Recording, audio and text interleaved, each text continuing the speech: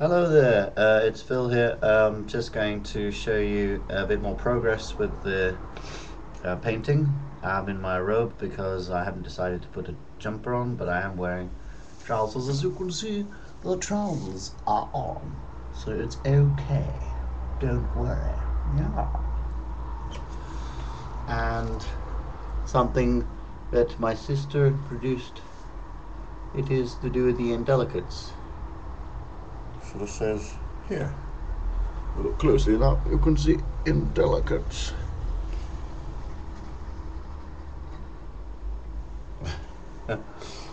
So here we are, I have it. And you can see what the progress has been. So now, get closer. I was painting with a small brush. Again, a small brush is... I have three brushes I'm using a lot of at the moment. For detail, I use this brush, the middle one, or the very small one. I look really closely, you can see how thin or small it is. Three brushes. Three. Just three. Yes. Okay.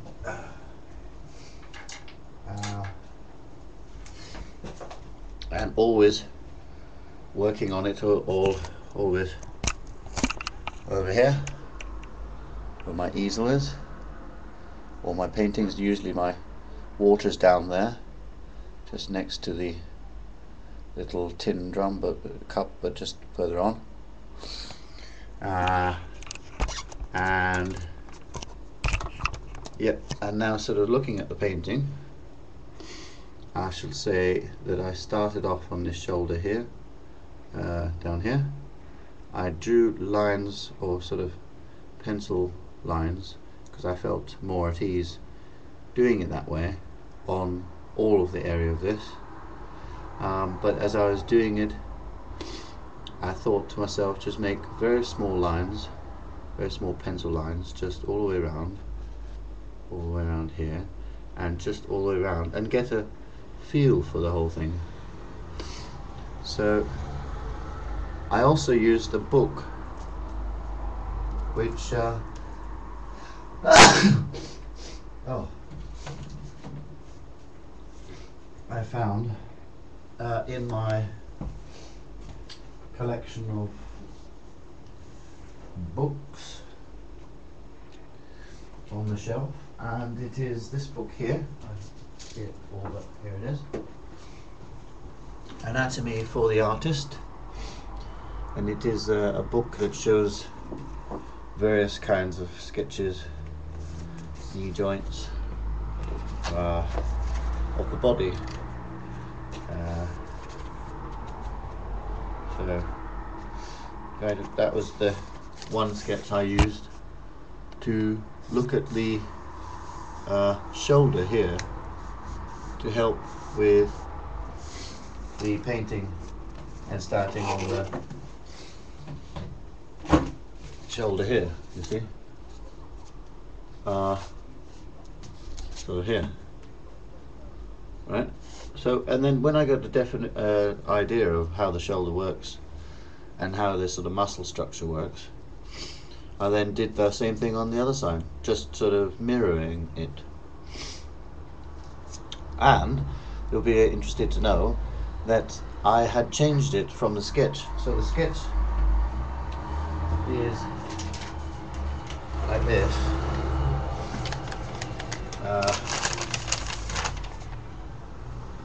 But I haven't made it exactly like this with the arms, as you can see with my thumbs showing. If you look at the picture, the painting, this is not the same as the sketch. And also I think it's better to change it slightly, because the sketch obviously is done on grid-like paper, you know, just if you look really closely, grid-like paper with all the squares. It's really not a very good sketch. So again, I've changed whole sorts of things. You know, the whiteness of the face is actually exemplified white as it's on a blue background. the lion has to look more lion-like, so I took into consideration looking on the web to see a lion, dragon type thing, lion really. The angle of the creature has been shifted angle-wise so that he appears more head-on and his mane is somewhere coming at the back. So now it's simply also a question of being patient and allowing it to sort of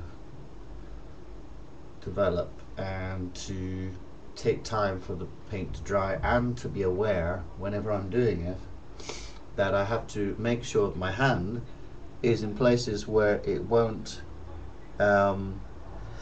sort of smudge things, you know what I mean? So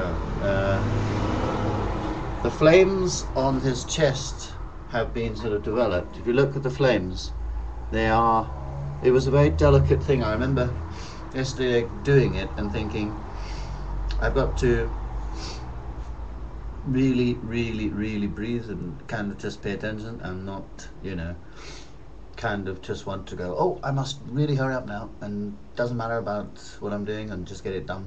No, I had to sort of think, no, this is going to be worth it, and in a sense you could just want something and they go like that, I just want it and having it, you know.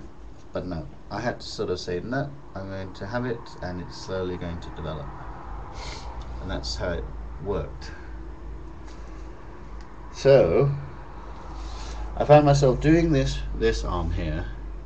Then I found myself thinking, I wonder how a chest works. So I had to look at the chest and another sketch in there. And then I thought to myself, well, should I go back to doing the yellow in the lion?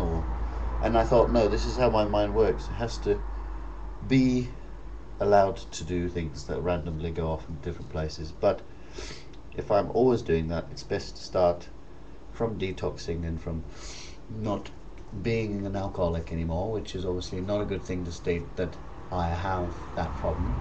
But again, well, when I die, people are aware of the problems that I faced, and I said this to one of my friends. I said I shan't talk about it after a certain time, maybe even now, as in stating that my achievements are due to not drinking, you know. But actually my achievements are simply based on the fact that I'm a lot more complex than I can even imagine to understand. Being aware of having been with so many people over such a long span of time, and all of them achieving different things, I've also caused tremendous amounts of different turns of changes, you know, just being in contact with people, not even aware that as I talk to people, breath is coming out, that bacteria is flying around, that I'm aware of 5 different senses, that so much more is going on than my logical mind and my little actions are doing, you know. So if I don't trust in humankind just sort of acting and being and making things work, then I seriously can't understand that just from the repercussions of just being alive and having caused things to start, life will work for me and work anyway. So in a strange way, even if you can't trust life to work for you, it's bound to work. Anyway, enough of that, because that was going away. So I started there, then I go down to here, look at the hand, get a sketch from that, look at the way the bone structure works, got onto that because I was quite sure I could just study my hand. Then I just created the wand, and now today I'm going to do a bit of the shield. So that's it really.